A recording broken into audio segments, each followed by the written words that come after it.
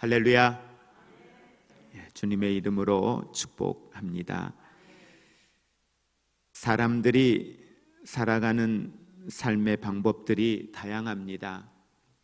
나라마다 또 자기가 처해 있는 상황마다 살아가는 방법들이 대단히 다양한 걸 보게 됩니다. 어떤 하나의 방식이 옳다라고 이야기하기에는 너무도 다양한 삶의 현장 속에 놓여 있는 건 우리들의 삶의 모습입니다. 경제적으로 여유가 있는 사람들은 그들 나름대로의 살아가는 삶의 방식이 있습니다. 어려운 분들은 어려운 분들대로 또 그 가운데 살아가는 삶의 방식이 있습니다. 근데 지나고 보니까 살게 되더라고요. 지나고 보니까 여기까지 왔더라고요. 안 될 것 같고 불안하고 염려되고 근심된 삶의 현장에서도 지나고 보니까 살아있고 견디고 있고 또 그 길을 걸어가고 있는 우리들의 모습을 발견하게 됩니다. 성경은 하나님의 사람들이 살아가는 삶의 방법을 단호하게 이야기합니다. 하나님의 사람들이 살아가야 할 삶의 방식은 로마서에서 말씀하고 있는 것처럼 오직 의인은 믿음으로 말미암아 살아야 가야 된다는 걸 분명히 말씀을 합니다. 의인을 특별한 사람으로 이야기하지 않습니다. 예수 그리스도 안에 구원받은 하나님의 사람들을 이야기합니다. 저를, 여러분들을 지칭해 이야기하고 있습니다. 예수 그리스도 안에 새로운 피조물로서 구원받은 하나님의 사람들은 새로운 피조물에 합당한 삶을 살아야 되겠는데 그건 믿음이다. 믿음의 방법으로만이 이 시대를 살아갈 수 있다라고 이야기를 합니다. 믿음으로 살아갈 때 그 안에 지혜를 얻고 믿음으로 살아갈 때 그 안에 분별의 능력을 얻고 믿음으로 살아갈 때에 그럼에도 그 상황과 환경들을 감당하며 이기는 자 되는 승리하는 삶을 살 수 있다는 걸 분명히 이야기를 하고 있습니다. 우리는 사무엘 상하에 있는 말씀들을 계속 묵상해 왔습니다. 이제 다음 주까지 하면 마무리가 되어지는데 우리가 사무엘하 17장의 내용까지 17장 바로 전까지의 내용까지는 다윗이 걸어왔던 삶의 모습들을 볼 때마다 흥분됐습니다. 그래, 다윗이 이렇게 살았지. 다윗의 삶이 이렇게 아름다웠지. 수많은 고난이 있었고 위기가 있었지만 그 위기와 고난 속에서도 넉넉히 이기는 자, 승리하는 자 되는 다윗의 모습을 보았습니다. 그 가운데 다윗의 삶은 철저하게 하나님이 중심이 되는 삶이었습니다. 어떤 상황과 환경 앞에 놓였던 거기에 집중하지 않았습니다. 오직 살아계신 하나님, 하나님께 집중하며 달려왔던 사람이었습니다.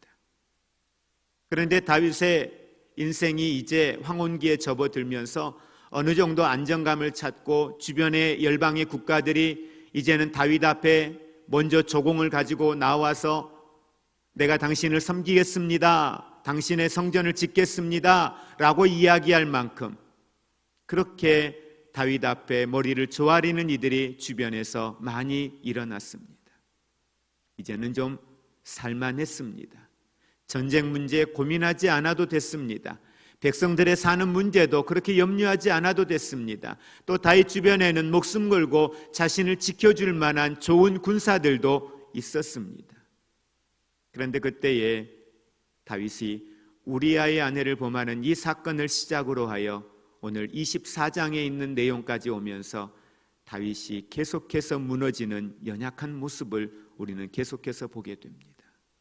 자녀 교육에 실패하고 결국은 그의 가정이 무너지는 모습들, 그 가정이 무너지는 모습 속에 다윗이 대처하고 있는 모습들은 믿음의 사람이라고 하기에는 지혜롭지 못했고 하나님을 중심에 두지 못하는 연약한 모습들을 우리는 다윗을 통해 보아왔습니다. 그럼에도 불구하고 다윗은 그의 인생의 마지막들을 정리하면서 시편에 기록되어져 있는 말씀들을 통해서 보면 그는 자신의 연약함을 고백합니다. 나는 하나님 앞에 이런 연약함이 있었습니다. 이런 죄됨들이 있었습니다. 그럼에도 하나님은 나를 향하여 긍휼을 잊지 않으셨습니다. 그럼에도 그 죄된 자리에 하나님은 나를 구원하시고 내 입술이 여호와를 찬양케 하시었고 나를 도우시는 하나님이셨습니다. 나를 지키시는 하나님이셨습니다. 그 하나님을 노래하고 있는 다윗의 모습을 보게 됩니다. 그러고 보면 인생은 온전하지 못한 것 같습니다. 인생은 완벽한 삶을 살기는 힘든 것 같아요. 그럼에도 불구하고 다윗의 인생이 회자가 되고 오늘까지 우리에게 아름다운 삶, 성군 다윗으로서 우리에게 기억되어지고 있는 것은 그의 연약함과 허물은 허물대로 그렇게 그대로 기록되면서 그 속에서 다윗이 하나님 앞에 철저하게 회개하는 자리에 나아가고 있고, 회개하는 다윗을 향하여 하나님은 긍휼을 잊지 않으셨고, 그 속에서 하나님은 다윗을 다시 일으켜 세우시고 하나님의 영광을 드러내고 있는 모습들을 성경을 통해 보게 됩니다. 오늘 우리는 사무엘하 24장 마지막 부분, 이제 이번 주에 우리가 17절까지의 말씀을 보고 18절 이하에 있는 말씀들을 우리가 다음 주에 한 번 더 묵상하게 될 겁니다. 말씀의 오늘 내용은 그렇습니다. 다윗이 이제 전쟁에서 이기고 난 후에 오늘 요압 장군을 불러다가 요압 장군에게 하나의 명령을 내립니다. 너는 이스라엘 땅 가운데에 사람들을 계수하여 보아라. 그 계수하라고 하는 대상은 바로 전쟁에 나아갈 수 있는 사람들을 계수하여 보라고 이야기를 하고 있습니다. 그리고 요압은 그가 나아가서 사람들을 계수하여 그 보고를 오늘 9절 말씀에 하고 있습니다. 우리 9절의 말씀 함께 볼까요? 요압이 백성의 수를 왕께 보고하니 곧 이스라엘에서 칼을 빼는 자 담대한 자가 80만 명이요 유다 사람이 50만 명이었더라 라고 이야기를 합니다. 이렇게 다윗 앞에 와서 요압이 보고를 하지요. 보고를 하는데 9절 말씀에 이 보고를 받은 다윗의 반응이 전혀 뜻밖의 반응을 하고 있습니다. 이 정도의 군사의 숫자면 사실 성경에 기록되어져 있는 전쟁에 과거에 아말렉이라든지 블레셋이라든지 이런 전쟁들을 나갔을 때 그들의 적군의 수들과 비교를 해보면 사실은 비교가 되지 않을 만큼의 대단히 강한 군대가 되었고 강한 나라가 되었습니다. 그러면 다윗이 인구를 조사하고 보고를 받았을 때 뭔가 안도감을 가질 수 있고 요압을 격려할 수 있고 이제는 나름대로의 새로운 제2의 국가를 다스리는 정책들을 펼쳐나갈 수가 있겠지요. 그런데 전혀 뜻밖의 모습이 오늘 9절 말씀, 10절 말씀에 기록이 되어져 있습니다. 우리 10절의 말씀 같이 합독합니다. 다윗이 백성을 조사한 후에 그의 마음에 자책하고 다윗이 여호와께 아뢰되 내가 이 일을 행함으로 큰 죄를 범하였나이다. 여호와여 이제 간구하옵나니 종의 죄를 사하여 주옵소서. 내가 심히 미련하게 행하였나이다 하니라. 인구조사를 하고 나서 인구조사에 대한 보고를 요압에게 받고 난 후에 다윗의 반응이 어떤 반응이냐면 백성을 조사한 후에 그의 마음에 자책감이 든 거예요. 후회가 드는 거예요. 무슨 말이냐면 무언가에 홀리어서 맨정신이 아닐 때 어떤 일을 했는데 정신을 차리고 보니까 내가 무슨 짓 한 거지? 그게 후회가 되는 거예요. 그러면서 다윗은 말합니다. 내가 행하였던 이 일들이 하나님 앞에 큰 죄를 범했습니다. 누구 앞에요? 하나님 앞에. 여러분, 인구조사를 한 게 어떻게 하나님 앞에 큰 죄가 될까요? 이게 왜 죄였는지, 다윗이 말한 것처럼 스스로가 미련하게 행하였다라고 하는 이 말의 의미가 무엇인지를 우리는 1절의 말씀에 보면 정확하게 이해를 할 수 있습니다. 우리 1절 말씀 같이 합독합니다. 여호와께서 다시 이스라엘을 향하여 진노하사 그들을 치시려고 다윗을 격동시키사 가서 이스라엘과 유다의 인구를 조사하라 하신지라. 하나님께서 누구를 치시기를 마음을 정하셨어요? 이스라엘이에요. 이스라엘을 치시고 싶은데 이스라엘을 무언가 깨닫게 하고 싶은데, 이스라엘을 어떤 상황으로부터 회복시키고 싶은데, 그 일을 만드시기 위하여서 하나님이 하신 일이 뭐였냐면 누구의 마음을 움직였어요? 다윗의 마음을 움직였어요. 근데 다윗의 마음을 움직여서 어떤 마음을 주었다라고 이야기합니까? 인구조사할 수 있는 마음을 주었다 그래요. 그런데 여러분, 이 똑같은 상황이 성경 어디에 기록되냐면 역대상 21장에 기록이 되어져 있어요.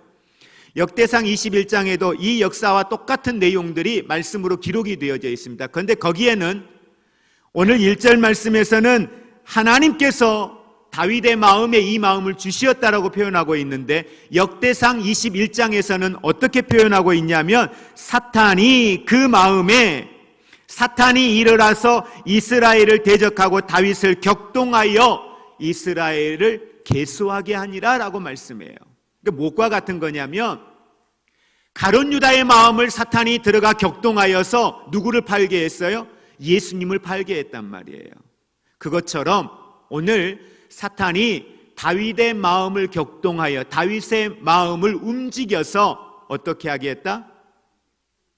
이스라엘 백성들의 수를 계수하게 했다라는 거예요. 그럼 여기에서 이제 우리가 한 가지 물어봐야 될 질문이 있죠. 하나님께서 사탄이 이스라엘의 숫자를 계수하게 했네? 분명한 건 어떤 이유였었던지 간에 이 이스라엘의 백성들의 수를 계수한 일은 적어도 지금 상황에서는 하나님 앞에 죄였다는 거예요. 하나님 앞에 옳지 않는 거라는 거예요. 다윗이 말한 것처럼 미련한 일이었다는 거예요. 더 나아가서 여러분 3절의 말씀 보실까요? 그걸 다윗과 가장 가까이에 있는 요압 장군이 이렇게 이야기합니다. 3절 압독합니다. 요압이 왕께 아뢰되 이 백성이 얼마든지 왕의 하나님 여호와께서 100배나 더하게 하사 내 주 왕의 눈으로 보게 하시기를 원하나이다. 그런데 내 주 왕은 어찌하여 이런 일을 기뻐하시나이까? 요압이 왕이여, 이거 하면 안 됩니다. 왜 그러세요? 당신에게 필요하다면 당신의 왕이신 하나님이 지금의 숫자보다 100배나 더하실 수 있습니다. 무엇 때문에 이스라엘의 수를, 군사들을 계수하려고 하시는 겁니까?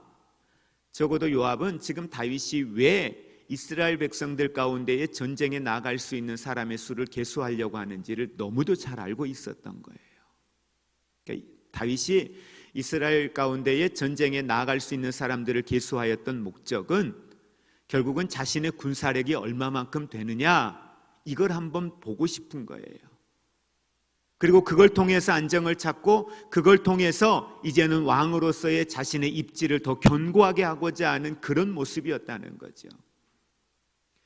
여러분, 성경에 이스라엘의 인구의 수를 조사했던 내용이 또 한 번 나옵니다. 2번이나 나와요. 누구를 통해 나오죠?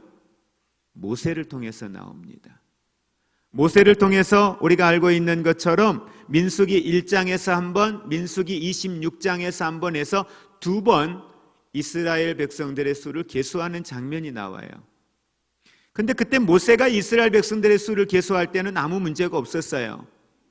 근데 다윗이 이스라엘 백성들의 수를 계수하였을 땐 이걸 죄로 보았고 사탄까지 개입을 하고 있는 모습을 보게 돼요. 이 두 사건의 상황의 차이가 뭘까요? 자, 민수기에서 등장하고 있는 모세를 통하여서 이루어졌던 이스라엘 인구 조사는 하나님이 모세에게 허락한 거예요. 그런데 오늘 다윗이 하고 있는 인구 조사는 하나님이 허락한 게 아니에요. 그의 마음의 욕심 때문에 이루어진 일이었다는 거죠. 그는 그가 행하고 난 이후에 나중에 정신을 차리고 보니까 이것이 하나님 앞에 얼마나 큰 죄였는가를 알 수 있을 만큼 분명한 죄였다는 거죠.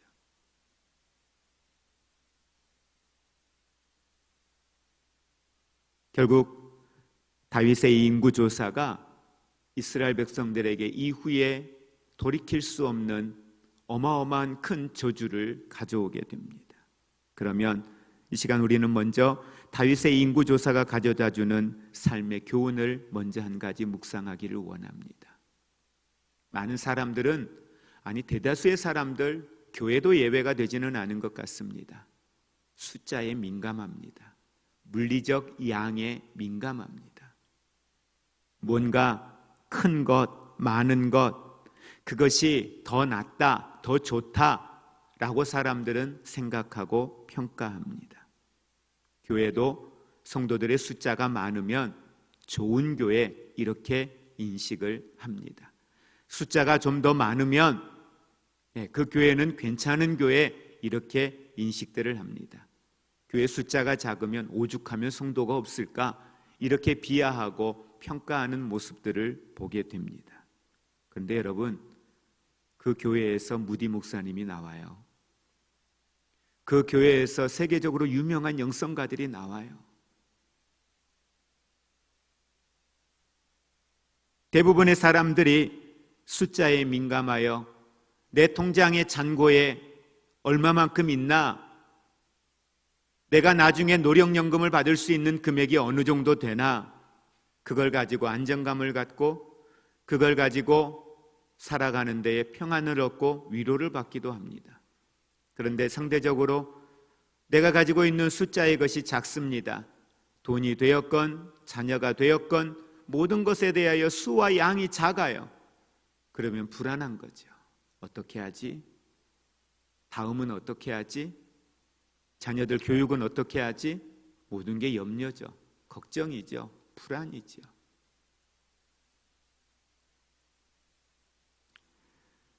그것 때문에 스스로가 실패했다 생각합니다. 그 강박관념을 이겨내지 못하여서 스스로가 자신의 삶에 대하여 비관하는 이들도 보게 됩니다. 실제 그것 때문에 자기 스스로 자신의 목숨을 끊는 이들도 보게 됩니다. 숫자의 한계 앞에 무기력한 것, 그게 우리 인간이 가지고 있는 한계죠. 여러분, 이게 다윗이 인구조사한 것과 똑같은 겁니다.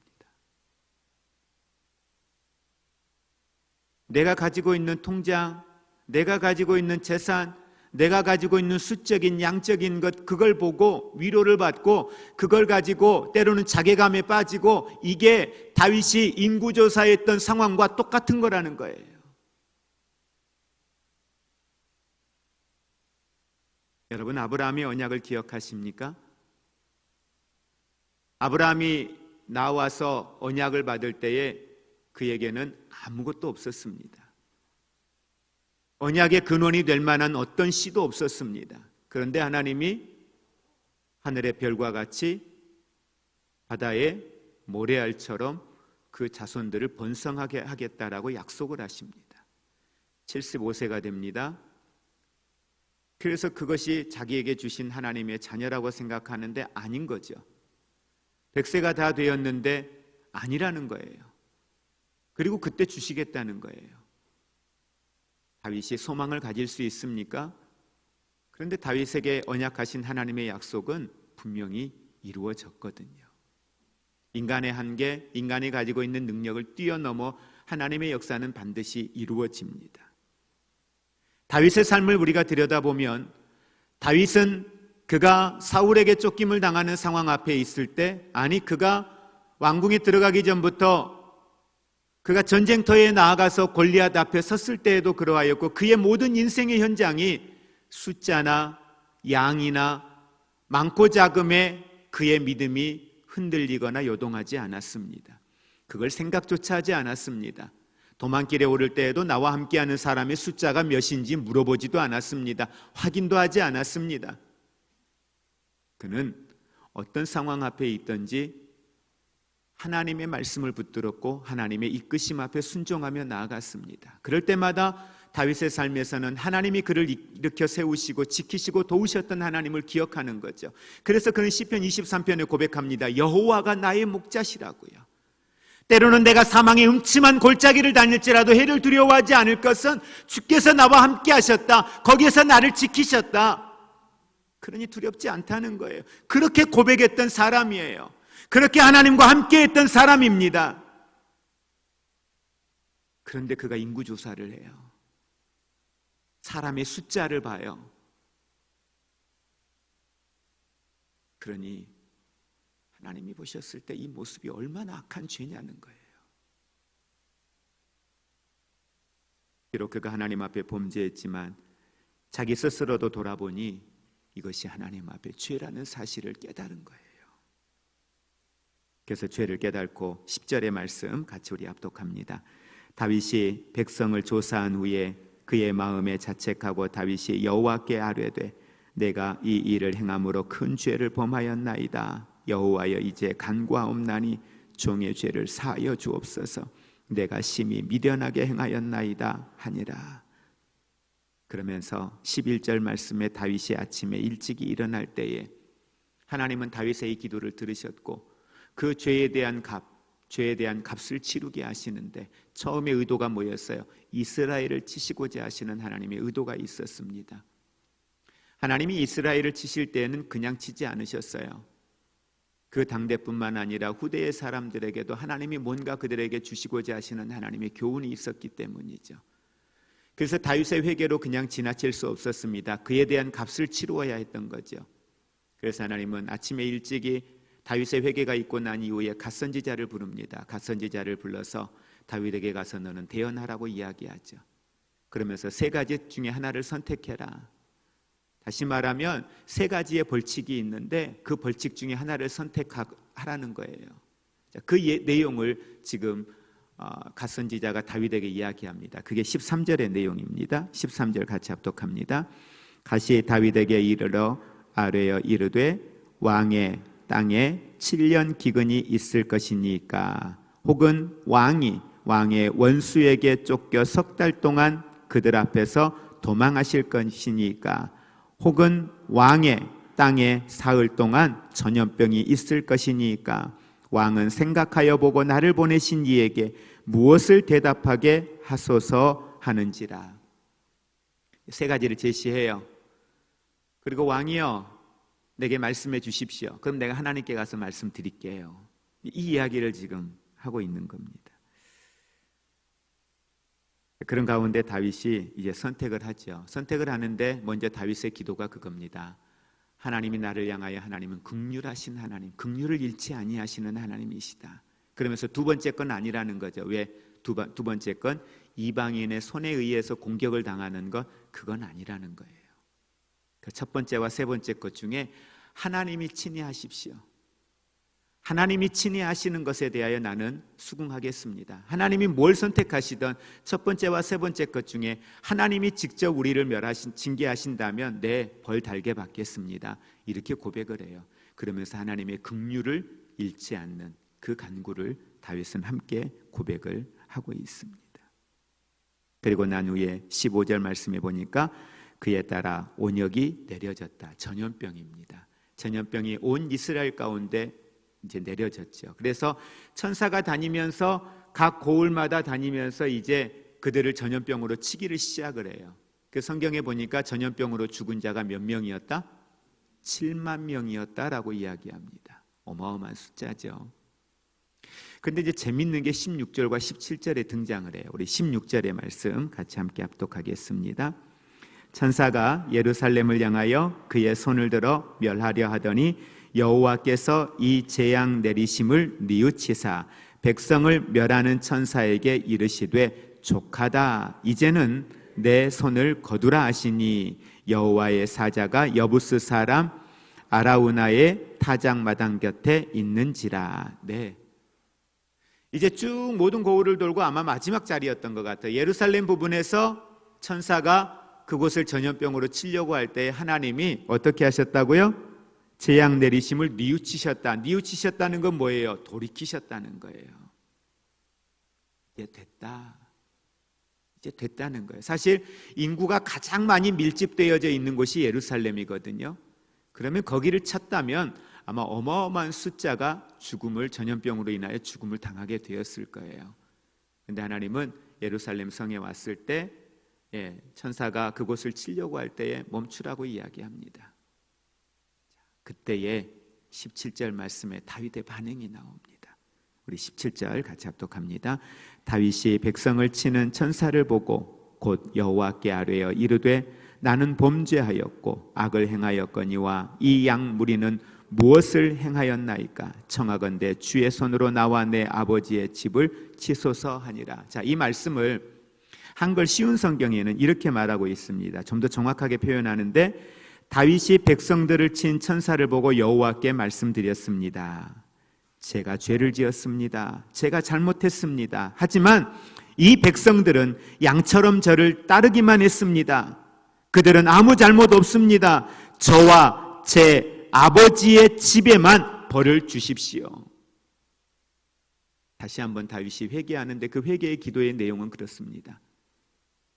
백성들은 양처럼 나를 따라온 것밖에 없습니다. 나와 내 가문을 치십시오. 나와 내 가문이 이 죄의 값을 다 치르겠습니다. 이 고백을 지금 다윗이 하고 있다는 사실입니다.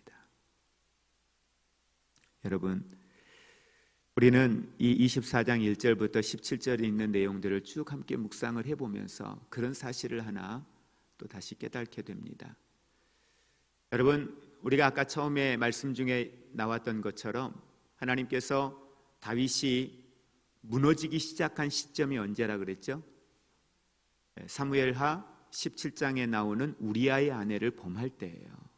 16장에서 우리아의 아내를 범하는 그 장면에서 결국은 다윗의 신앙이 계속해서 하나님이 없는 자기가 중심이 되어지는 자기의 욕구를 따라 살아가는 다윗의 모습을 보게 돼요. 그런데 우리가 사무엘하 12장 2절에요. 12장 이전에 그런 내용이 나오고 12장 8절 말씀에 보면 어떤 내용이 나오냐면 다윗이 우리아의 아내를 범하고 난 이후에 하나님이 나단 선지자를 보내어서 나단 선지자를 통하여 다윗에게 대언하게 하는 장면이 나옵니다.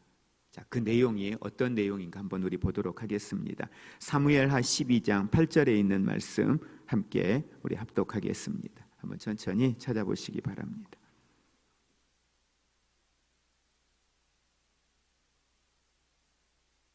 사무엘하 12장 8절 같이 합독합니다.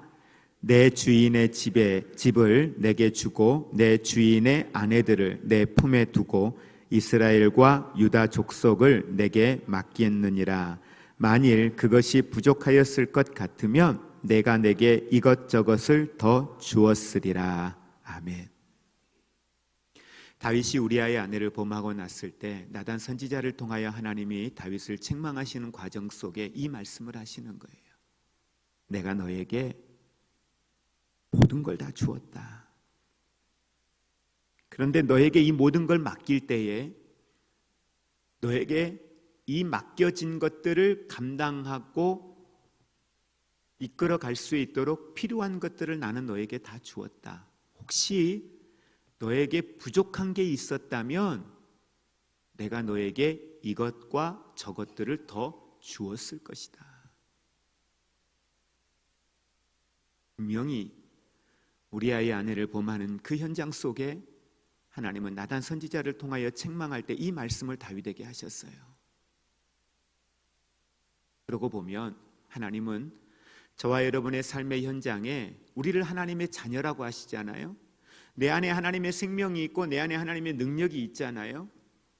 그러면 새로운 피조물로 이 시대를 살아가는 저와 여러분들을 향하여 하나님이 우리의 삶의 주권자이신데 우리를 통하여 하나님이 나타내기를 원하시는 목적과 사명을 따라 우리가 믿음의 길을 걸어갈 때에 하나님은 분명히 우리로 하여금 그 길을 걸어갈 수 있는 필요한 것들은 공급하시고 채우신다는 사실을 믿으시기를 바랍니다. 이게 하나님의 언약이에요. 하나님의 약속이에요. 그런데 그 가운데에서 내가 내 앞에 있는 삶과 그 현장 속에 내가 내 것들을 계수하는 거예요. 내가 내 것들을 쌓아두는 거예요. 내가 내 것들을 필요한 것들을 그리고 그걸 보고 하나님을 신뢰하기에 내일에 대한 기대감이 있는 것이 아니라 하나님을 신뢰하기에 오늘 내가 풍요로운 자로 사는 것이 아니라 하나님을 신뢰하기에 하나님을 의지하기에 오늘 내 마음에 위로가 있고 평안이 있고 감사가 있는 게 아니라 내 자녀들의 사회적인 직분, 내 통장 안에 있는 돈, 내가 머물러 있는 집, 이걸 보고 어떤 이는 위로를 얻고 소망을 갖고 내일에 대하여 안정감을 가지고 사는 이가 있는가 하면 어떤 이는 그것이 너무 작아서 내일에 대하여 염려하고 근심하고 불안하고 낙심하며 살아가는 이들도 있고, 이건 그리스도인들이 살아가야 할 믿음의 방법이 아니라는 걸 성경은 이야기하고 있는 겁니다. 오늘 우리가 신뢰해야 될 건 오늘 여기까지 나를 이끌어 주시었던 그 하나님, 그 하나님을 신뢰하며 나아가기를 주의 이름으로 축복을 드립니다. 그리고 그 하나님 앞에 우리들이 허락하지 않는 인구조사, 하나님이 허락하지 않는 사역을 위해서가 아니라 나 자신의 안위를 위하여서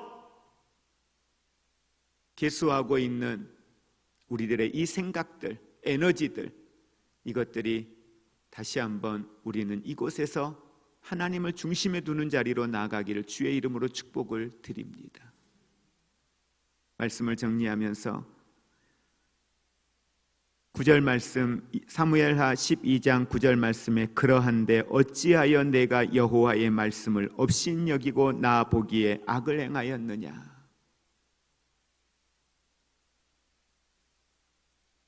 여호와의 말씀을 업신여겼다, 나 보기에 악을 행하였다라고 단호하게 오늘 말씀을 하고 있습니다.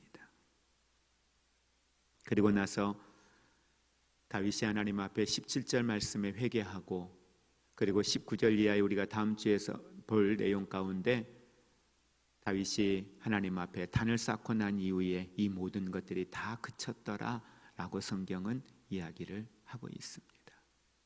오늘 지금 이 시간 이 자리가 우리가 하나님 앞에 우리들도 우리의 삶을 계수하고 있고 과거과 내일에 대한 것들을 우리 스스로가 계산해 보면서 그것이 계산이 맞아 떨어졌을 때에 안정감을 느끼고 위로를 받는 삶이 아니라, 그럼에도 우리는 하나님을 더 신뢰하고 내게는 살아계신 하나님이 계십니다, 내게는 나를 도우시는 하나님이 계십니다, 내게는 내 안에 살아 역사하시는 능력의 그 하나님이 계십니다, 그 하나님을 온전히 신뢰함으로 오늘을 믿음으로 살아가는 우리가 되기를 원합니다. 여러분, 말씀을 정리하면서 우리가 역대상 21장의 1절에서 이야기했던 사탄이 다윗의 마음에 들어갔습니다. 그럼 우리는 그렇게 이야기하죠. 사탄이 그렇게 했으니까 다윗이 무너졌지라고 이야기합니다. 아닙니다. 가룟 유다가 사탄이 그렇게 했으니까 가룟 유다가 무너졌지라고 이야기합니다. 아닙니다. 우리에게 사탄이 와도 우리는 거절할 수 있습니다. 사탄이 내게 와서 하나님을 중심에 두지 않는, 내가 중심이 되어지는, 사람이 중심이 되고 환경이 중심이 되고 양적인 많은 것과 적음이 중심이 되어지는 이 삶을 살려고 내 마음을 유혹할 때에 우리는 아니라고 거절할 수 있습니다. 적어도 그 시간 깨어 있었다면요, 적어도 그 시간 하나님을 말씀의 중심에 두고 있었다면 어떤 유혹이 와도 아니라고 거절할 수 있습니다. 가룟 유다가 무너졌던 건 돈에 약했기 때문입니다. 다윗이 무너질 수밖에 없었던 것도 그가 그런 숫자적인 부분에 그가 나이가 들면서 하나님을 중심에 뒀던 신앙의 자리에서 무너졌기 때문에 그 유혹에 그가 무너졌던 겁니다. 과거에 다윗을 얼마나 많은 것들이 유혹했습니까? 얼마나 많은 합리적인 이야기들이 다윗을 유혹했습니까? 단호하게 말했습니다. 아니라는 거죠. 왜? 하나님 앞에 옳지 않으니까. 이유는 하나였습니다. 하나님 앞에 옳지 않는 것에 대하여 다윗은 철저하게 아니라고 거절했습니다. 그런 다윗이 무너졌던 건 어느 순간부터 하나님을 중심에 두지 못했던 다윗의 모습이 결국은 그 유혹 앞에 무너지는 다윗이 될 수밖에 없다는 사실입니다. 오늘 우리를 향하여 수많은 것들이 유혹해 옵니다. 예배를 가지고 유혹해 옵니다. 물질을 가지고 유혹해 옵니다. 관계를 가지고 유혹해 옵니다. 그 유혹들 앞에